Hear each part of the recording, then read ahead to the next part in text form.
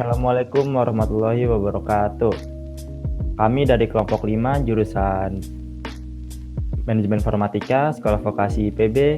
Dan perkenalkan, nama saya Muhammad Rinaldi Dewanto dengan NIM J0303 20101049. Di sini kami ingin mempresentasikan tentang sebuah program yang telah kami buat. Sebelumnya, saya ingin jelaskan beberapa hal dasar yang ada dalam program kami. Yang pertama ada file. File ini merupakan salah satu bentuk media interaksi, input, output bagi sebuah program. Yang kedua ada data dan informasi. Data dan informasi ini biasanya dalam bentuk file relatif lebih persisten. Nah, program file yang kita buat bertemakan bahan sentimen analisis data. Dalam program ini kami menggunakan bahasa pemrograman yaitu bahasa Python. Program yang kita buat juga berfungsi untuk memudahkan kita dalam proses pengolahan data. Nah, pada program yang kita buat ini ada beberapa fungsi yang telah kita buat. Yang pertama, fungsi menu. Yang kedua, fungsi mengisi kuesioner. Yang ketiga, fungsi melihat daftar jawaban. Yang keempat, fungsi mencari jawaban. Yang kelima, fungsi mengubah jawaban. Yang keenam, ada fungsi menghapus jawaban. Yang ketujuh, ada fungsi merangkum jawaban sementara. Yang terakhir adalah fungsi selesai. Fungsi-fungsi ini akan dijelaskan lebih lengkap oleh Olivia. Di sini saya akan menjelaskan mengenai tampilan fungsi-fungsi pada program yang telah kami buat. Perkenalkan, nama saya Olivia Agustina dengan NIM J030320101052. Program yang kami buat yaitu mengenai program survei pengaruh TikTok terhadap siswa atau mahasiswa. Pada program yang telah kami buat, di sini pada tampilan menunya yaitu terdapat 7 menu. Yang pertama yaitu isi kuesioner, yang kedua lihat daftar jawaban, yang ketiga cari jawaban Anda, yang keempat mengubah jawaban Anda, dan yang kelima menghapus jawaban Anda, keenam rangkuman analisis sementara, dan yang terakhir yaitu selesai. Pada menu yang pertama yaitu isi kuesioner. Pada tampilan menu yang pertama ini kita menggunakan fungsi yaitu menu. Fungsi tersebut yaitu untuk menampilkan menu pada program yang telah kami buat. Misalkan di sini terdapat 7 menu. Nah, di menu yang pertama yaitu ada isi kuesioner. Pada menu isi kuesioner ini kita menggunakan fungsi isi file. Nah, fungsi ini untuk menambah data pada program yang telah kami buat. Misalkan kita pilih nomor 1. Nah, kita memasukkan nama kita sendiri. Misalkan nama saya.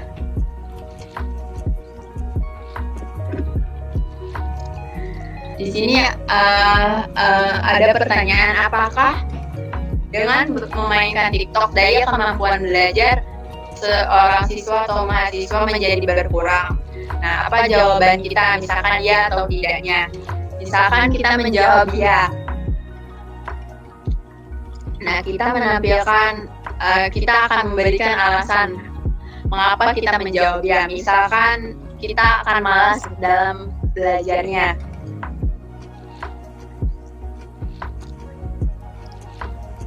Nah, setelah kita memberikan jawaban dan memberikan alasannya juga, kita telah berpartisipasi dalam survei ini.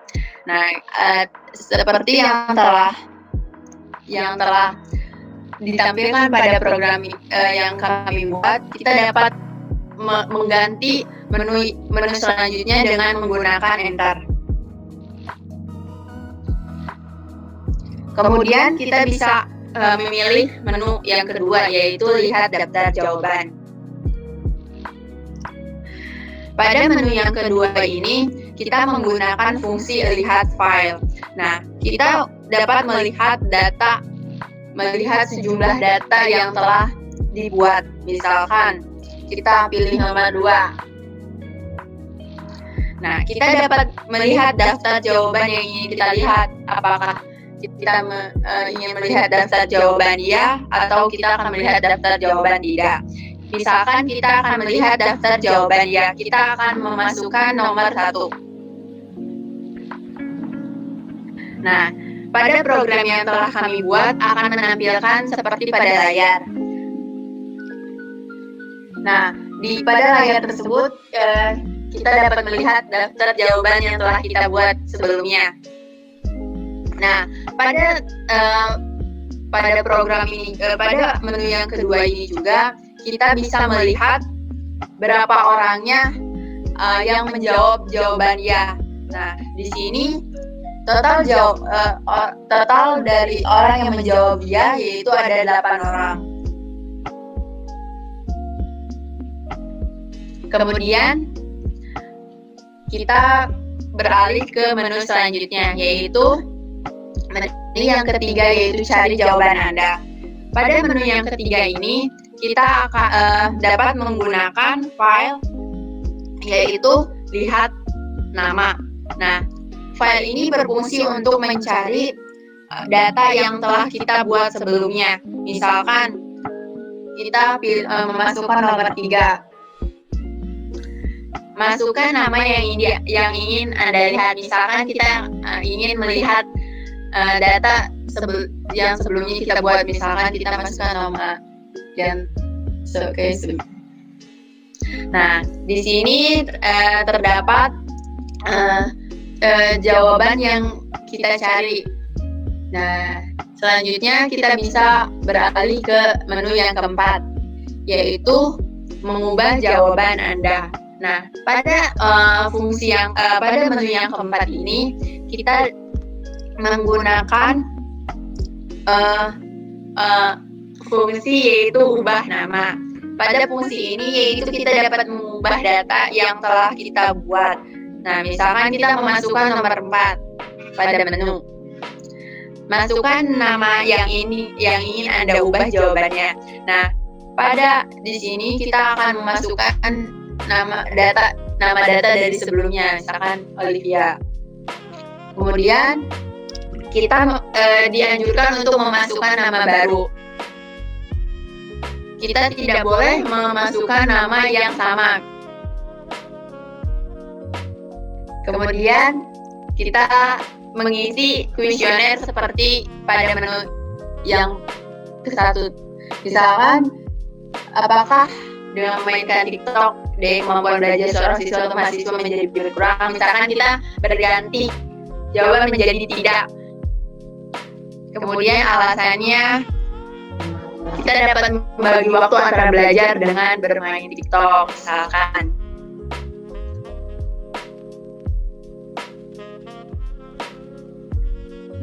Pada program yang telah kami buat akan menampilkan bahwa data yang telah kita buat sudah diupdate menjadi data baru.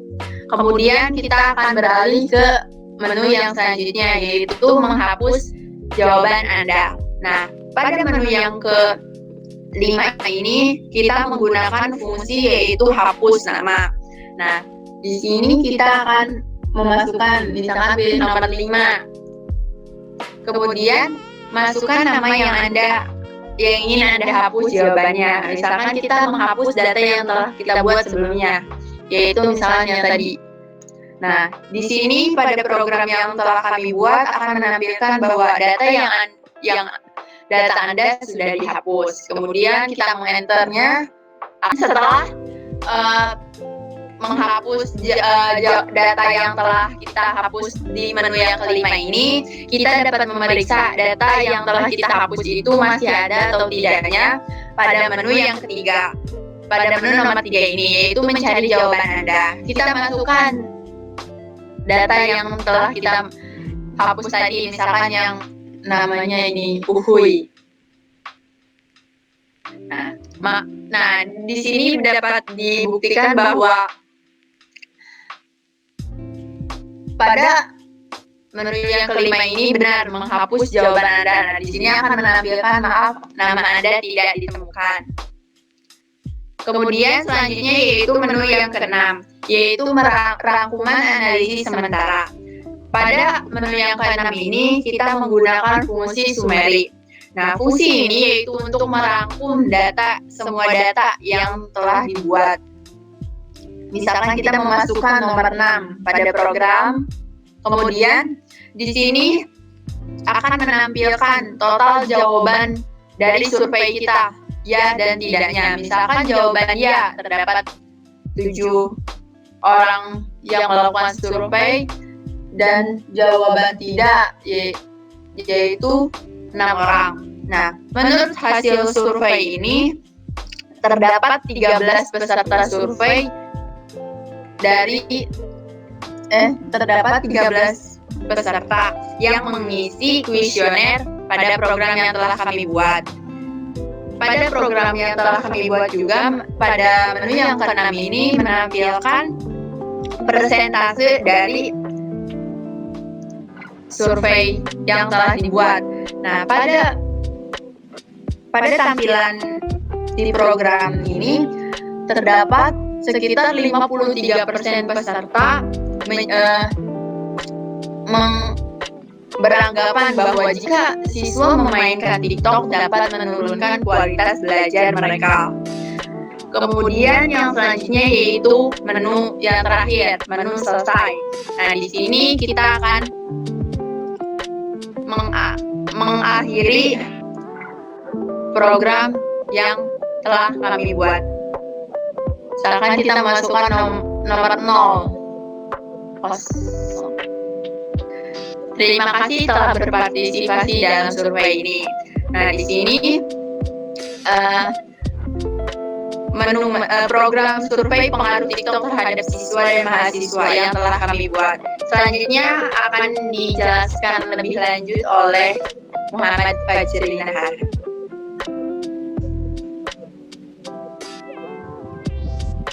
Oke, halo semuanya. Sebelumnya perkenalkan, nama saya Muhammad Fajri Nahar dengan NIM J0303202170. Di sini saya akan menjelaskan tentang skema file file yang kami gunakan dalam berprogram ini.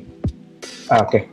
Nah, dapat dilihat bahwa di sini kami memberi nama folder kelompok ini dengan nama INF57 BP2 kelompok 05. Dan di dalam folder ini terdapat 3 item, yaitu folder data, kemudian folder fungsi, dan juga file Python yang kami beri nama yaitu index.py.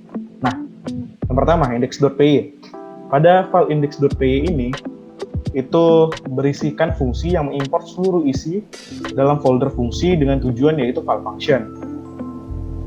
Nah, jika dapat kita lihat seperti inilah bentuknya dari si index.python ini.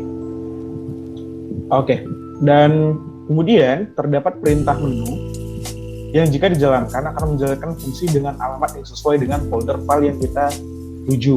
Nah, jika kita jalankan akan seperti ini, gitu. Nah, yang kedua yaitu folder data. Pada folder data berisikan file yang diberi nama file.txt. File ini merupakan bank atau tempat di mana kita menyimpan seluruh data hasil kuesioner yang telah kita kumpulkan untuk bahan sentimen analisis yang selanjutnya akan digunakan untuk menganalisis hasil survei tersebut. Oke, isinya untuk backend-nya seperti ini. Nah, ini merupakan format per index satu line array dari per satu line. Seperti ini, ada nama, kemudian jawaban, dan juga alasan. Seperti yang sebelumnya telah dijelaskan oleh Olivia. Kemudian, ada folder fungsi. Oke, pada folder ini terdapat file yang diberi nama function.python yang berisikan seluruh fungsi yang diimport oleh file index.py sebelumnya. Nah, file function.py ini berisikan seluruh codingan fungsi pada sistem program yang kami buat. Isinya seperti ini. Nah, di sini merupakan seluruh fungsi-fungsi dari menu yang ditampilkan, yaitu ada isi kuesioner, lihat daftar jawaban, cari jawaban Anda, mengubah jawaban Anda, menghapus jawaban Anda, rangkuman analisis sementara, kemudian selesai. Nah, berikut merupakan isi dari file function ini. Oke, nah sedikit penjelasan juga. Di sini saya memberikan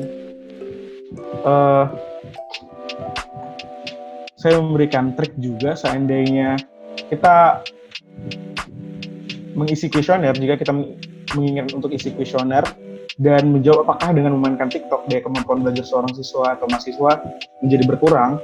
Nah, untuk menjawab iya atau tidak, saya ingin mempermudah user. User juga dapat menjawab dengan ya atau y saja, atau bisa menggunakan iya. Sama juga seperti jawaban tidak, yaitu tidak, PDK, singkatan tidak, atau T saja.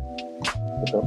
Dan juga trik selanjutnya, jika kita mengisi kuesioner, saya memberikan fungsi capitalize pada untuk indeks nama, karena jika kita tidak menggunakan capitalize, nama yang telah diinputkan akan berbeda bentuk seperti ini. Nah, jika kita sort, akan menghancurkan atau menyalahkan dari fungsi sort itu sendiri, karena pada ASCII nilai kapital dan juga huruf kecil itu memiliki nilai yang berbeda. Maka di sini saya memberikan trik capitalize kepada setiap nama yang telah diinputkan. Nah, seandainya user juga hanya menginputkan Olivia tanpa kapital, Olivia, ya. Nah, maka jika kita lihat daftar jawabannya, di sini dapat kita lihat Olivia menggunakan huruf kapital. Nah, walaupun begitu, trik ini juga saya gunakan dalam mencari file atau lihat nama. Jika user hanya menginputkan Olivia tanpa ada huruf kapital, tapi nama tetap akan dapat ditemukan seperti ini. Yang tadinya tidak menggunakan kapital, tapi di sini sudah menggunakan kapital. Nah, istilahnya trik ini adalah tidak selamanya backend itu sama seperti front end. Jadi front end itu kita harus buat berbeda atau lebih cantik agar user mudah untuk membacanya. Nah, jika dari backend ini berbentuknya seperti ini, mulai dari nama, koma, tidak, dan juga kemudian alasan, tapi jika kita lihat dalam front end-nya akan berbentuk berbeda seperti ini. Jika kita lihat jawaban, kemudian lihat jawaban ya, akan lebih rapi dan user akan mudah untuk membacanya. Sekian penjelasan saya, sedikit penjelasan saya tentang program yang kami buat. Selanjutnya akan saya serahkan kembali kepada Bapak Renaldi. Saya persilakan. Ya, terima kasih, Haji. Nah, sekian penjelasan dari program yang telah kami buat. Jika ada kekurangan, mohon dimaafkan. Jangan lupa di like, komen, dan share ya. Terima kasih. Iya. Tolong ya guys, di share, komen, subscribe, like. Oke, terima kasih juga.